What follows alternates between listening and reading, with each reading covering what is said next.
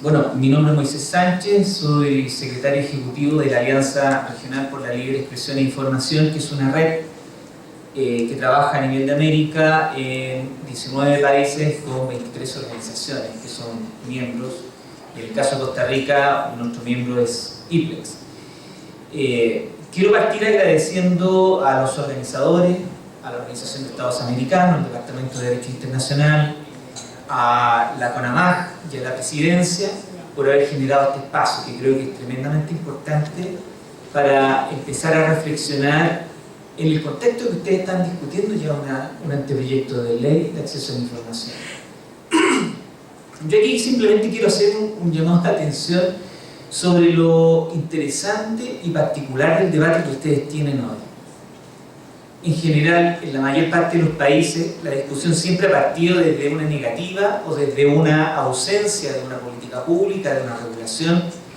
Y en el caso de Costa Rica, lo que tenemos es que sí hay precedentes, sí hay un rol destacado de la Sala Constitucional, sí hay criterios establecidos, y la pregunta ahora es cómo eso lo volcamos a una regulación y con qué sentido.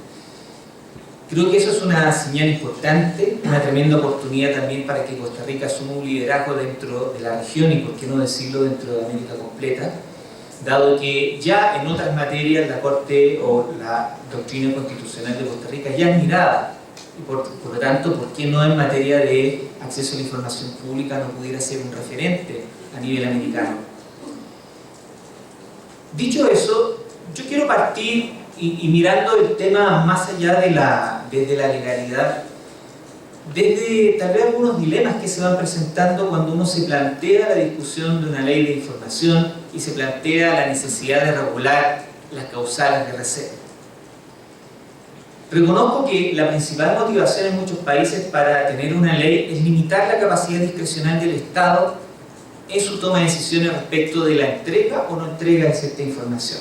Eso es una realidad evidente y pasa hasta en las mejores familias de que no te quieren entregar algún documento, informe, criterio técnico, simplemente porque al funcionario o a la autoridad pública no se le ocurrió, no quiso, no le pareció. ¿Cómo nos precavemos contra eso? ¿Cómo solucionamos eso? Siempre la Corte Constitucional va a estar disponible para ese tipo de situaciones. ¿Cuántos ciudadanos frente a esas pequeñas situaciones que se van generando en el día a día no reclaman en las Cortes Constitucionales?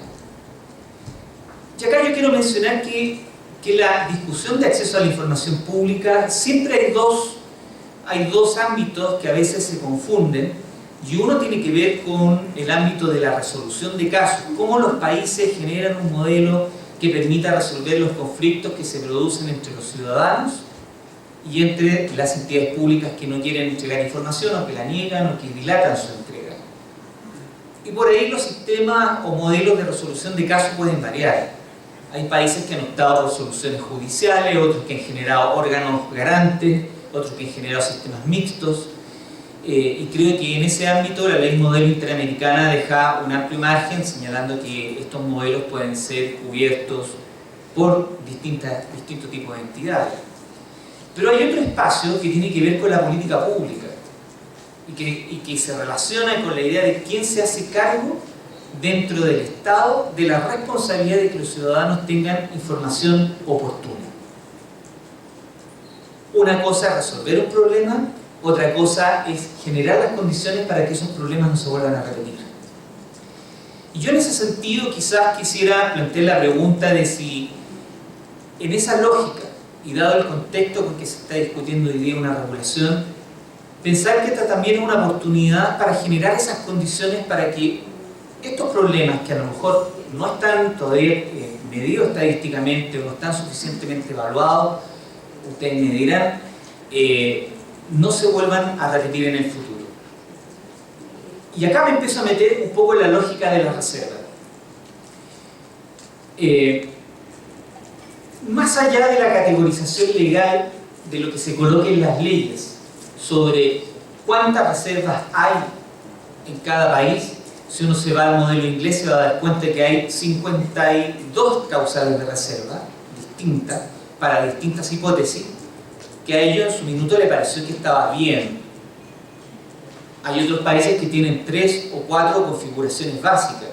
Hoy día mismo, en la discusión que se generó en la mesa de trabajo, se planteaba que en el caso de Costa Rica, por las características constitucionales, eventualmente bastaba con dejar una referencia a los precedentes constitucionales. El punto que yo quiero plantear acá es que, más allá de cuántas categorías generamos, lo importante es que en las leyes se generen descripciones precisas que orienten no solamente a los jueces que tienen que resolver los conflictos, sino que también orienten a los encargados de implementar las políticas públicas que como consecuencia lleven a que estos problemas para el ciudadano de a pie, para el habitante, no se vuelvan a producir. Entonces hay dos preguntas que a la vez una ley tiene que resolver. Y en ese sentido, ya se mencionaron en las presentaciones anteriores por parte de Magali las distintas categorías de causales que existen.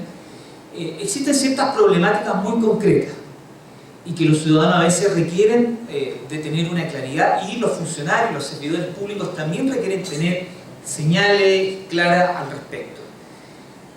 Una tiene que ver con, por ejemplo, qué pasa con la seguridad nacional, cómo la vamos a entender, cómo vamos a definir los alcances de la seguridad nacional. Se comprende dentro de esa seguridad nacional también los problemas de discusión interna, ahora que está tan en boga el derecho a la manifestación pública. Una manifestación masiva en contra de los intereses de un gobierno porque se surgió algún tipo de problemática, ¿es una afección a la seguridad? ¿Se debe extender los criterios de seguridad nacional a los problemas de política interna, a las manifestaciones internas? Esa es una pregunta que se viene haciendo desde el año 2001, cuando a propósito del atentado a las Torres Gemelas se generó toda una doctrina de volcar la seguridad nacional hacia el suelo, al territorio propio, digamos. Y eso creo que es una reflexión que es importante tener presente. Por otro lado, también están los intereses privados, y dentro de los intereses privados hay temas que son claves, como este balance que debe existir entre el acceso a la información y la protección de datos personales. Aunque no se quiera, aunque uno no tuviera ganas de mezclar los temas, lo que sí es cierto es que las estadísticas de los países que han tenido mayor experiencia en esto muestran que más de la mitad de los casos que se resuelven tienen que ver con un conflicto y un balance que se tiene que hacer entre lo público y la privacidad de las personas. Me acuerdo de incluso doctrinas constitucionales, como en el caso, por ejemplo, de los subsidios. En Alemania, la Corte Constitucional alemana dice, por su propia lógica, un poquito más proteccionista, dice que los subsidios son la información de quienes recibieron subsidios agrícolas, por ejemplo, es información reservada. Sin embargo, en muchos otros países, en Estados Unidos y otros más, esa información puede ser de acceso público, porque tiene que ver además con el control social, con la posibilidad de que los ciudadanos sepamos si los recursos públicos están efectivamente utilizando lo que se dijo. La Corte Constitucional alemana lo reflexiona así porque privilegia la privacidad y dice: si yo entrego una información al Estado para que me entregue un subsidio, el Estado solamente puede utilizarlo para esos fines. Pero ¿dónde quedan las razones de control social? Y aquí viene un tema que es tremendamente interesante y que se aplica a todas las reservas. Y es que en América tenemos que hacernos cargo de una situación que es muy particular. América tiene el estándar más alto en materia de acceso a la información pública, que se estableció en el caso de Los Reyes, que se ha comentado mucho en esta reunión, y también en la consolidación posterior que se hizo de la ley modelo y en su guía de implementación. No tenemos los mismos estándares europeos, tenemos estándares más altos. Tenemos estándares de los cuales nuestras leyes deben dar cuenta, nuestras cortes constitucionales y los jueces en distintas instancias también deben dar cuenta. Y ese es el gran desafío. Y por eso, cuando pongo el ejemplo de la Corte Constitucional, lo que quiero decir es que si ellos lo resolvieron así, no necesariamente nosotros tenemos que resolverlo de esa manera acá.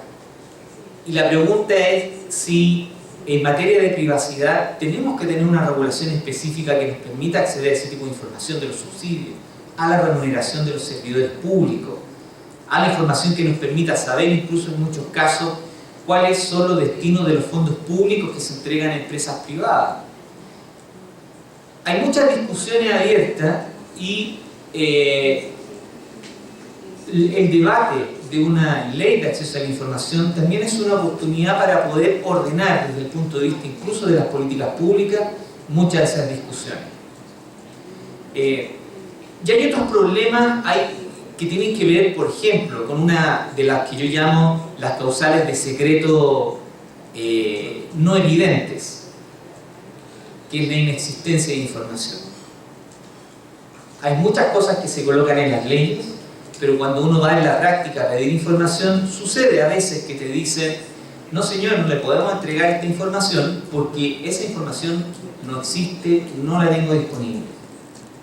¿Qué se hace en ese caso?